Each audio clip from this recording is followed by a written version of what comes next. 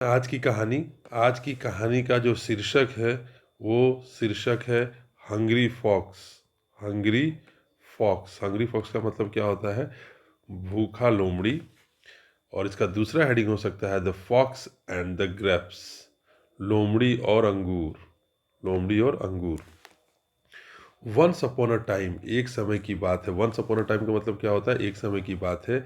There was a fox, एक लोमड़ी था। देयर वॉज अ फॉक्स, एक लोमड़ी था।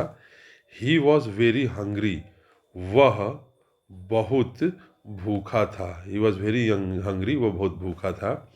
ही रीच्ड इन अ गार्डन, ही मतलब वह, ही रीच्ड वह पहुंचा, इन अ गार्डन वह एक बगीचे में पहुंचा। He saw ripe grapes there, उसने वहाँ पके हुए अंगूर देखे। He saw ripe grapes there.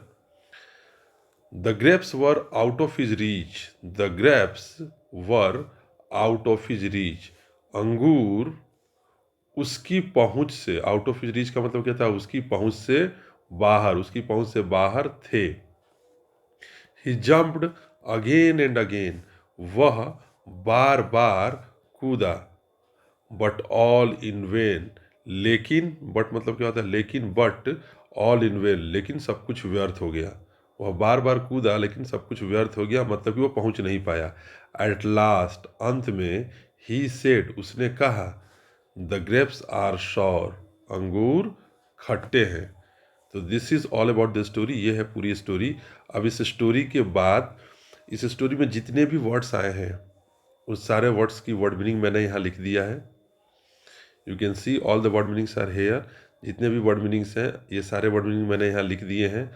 आपको इस वर्ड मीनिंग्स को याद करते जाना है ताकि आप आसानी से किसी भी इंग्लिश की स्टोरी को ट्रांसलेट कर पाएँ। यहाँ पे जहाँ जहाँ भी वर्ब्स दिए गए हैं उस वर्ब्स को मैं हर बार, उसका वर्ब का सेकेंड फॉर्म है या वर्ब का फर्स्ट फॉर्म है वो मैं यहाँ लिख देता हूँ ताकि आप इसे अच्छे से समझ पाएँ। तो इस कहानी के अंत में जो कहानी आपने पढ़ी, आपने क्या सीखा, उसके बेस पे यहाँ पे मैंने 2 ट्रांसलेशन दे रखे हैं आपको। इस दिए गए 2 ट्रांसलेशन का एक पहला ट्रांसलेशन है और ये जो है वो दूसरा ट्रांसलेशन है। आपको इस दोनों ट्रांसलेशन का हिंदी में अनुवाद करना है और हिंदी में अनुवाद करके कमेंट सेक्शन में आपको बताना है कि इसका ट्रांसलेशन क्या होगा।